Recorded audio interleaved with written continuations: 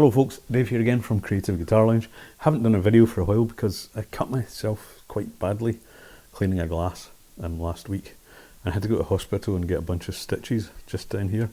They're coming out tomorrow actually, but I can still play, but I'm just trying to limit how much I'm playing because I want it to kind of heal as nicely as possible.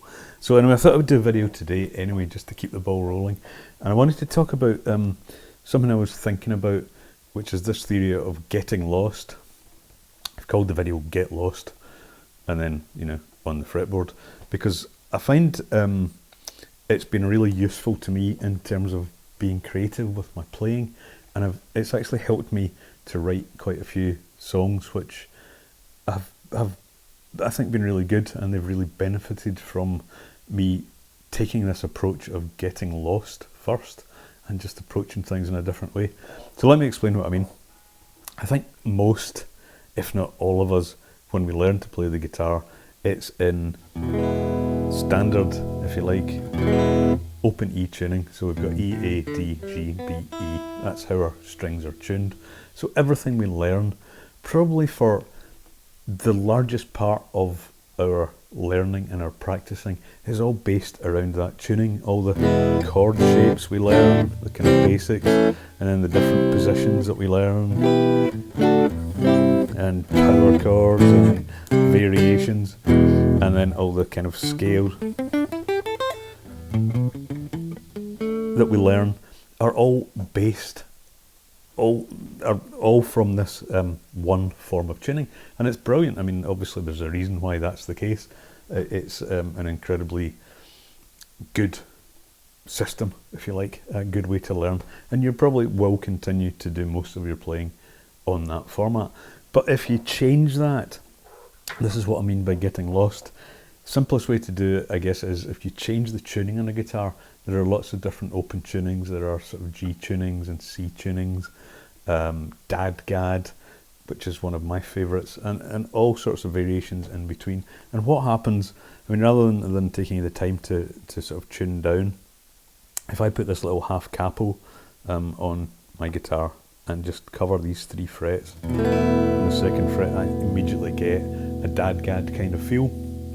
It's actually in E, so what have we got? We've got E, B, E, A, B, E, and it's immediately, it's exactly the same as Dad-Gad, but up 1 tone, and immediately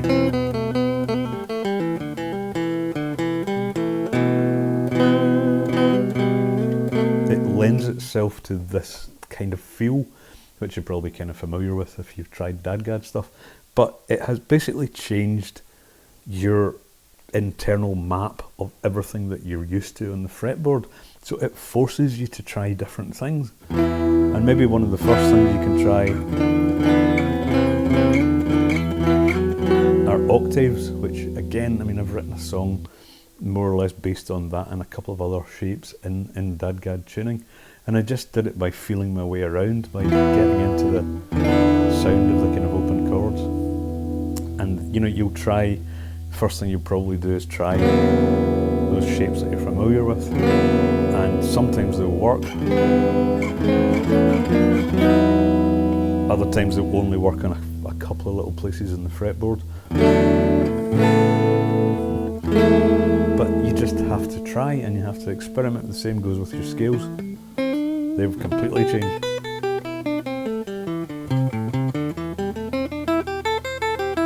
Not necessarily bad, but very different, and you just have to work out, something that sounds good to you. So it's really good for just learning creativity and for training your ears, getting used to creating things by feel and sound, rather than that old familiar kind of setup that can sometimes be a little bit restrictive, because you've got the chords that you've got the scales that you've got the patterns and shapes and your cage systems and all the rest of it that you're deeply familiar with.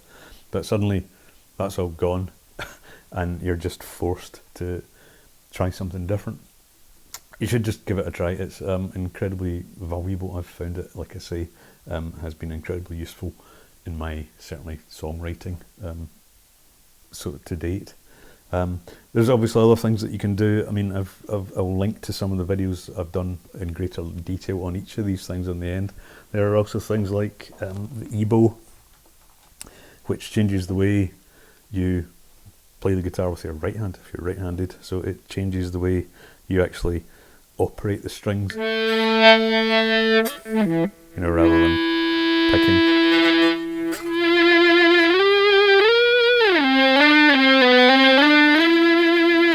So again, you get this kind of violin-y or cello type of vibe by doing that. Simpler than that, again, is even, you know, bottlenecks or slides.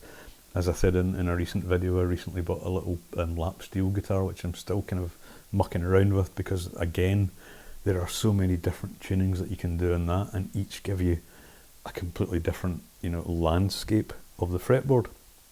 So that's just my kind of thoughts for today with my sore finger. I've had to just try and do a video that doesn't involve too much playing. We'll get back to it hopefully next week, get these stitches out tomorrow and see how it goes. So anyway, I hope you find that useful, and I hope you will try some of these things. These are pretty inexpensive, these little half capos, and it saves you doing a lot of down tuning. But there are lots of different tunings. G and C are the ones that probably, or even just drop D. If you just drop your bottom and top E strings down to D, again, that you've still got a lot of familiarity, but you've got this kind of extra element to kind of work with. So it's worth a go, you know, try them all, try something might appeal to you more than most. You might take something and become an absolute expert at it, make it your thing.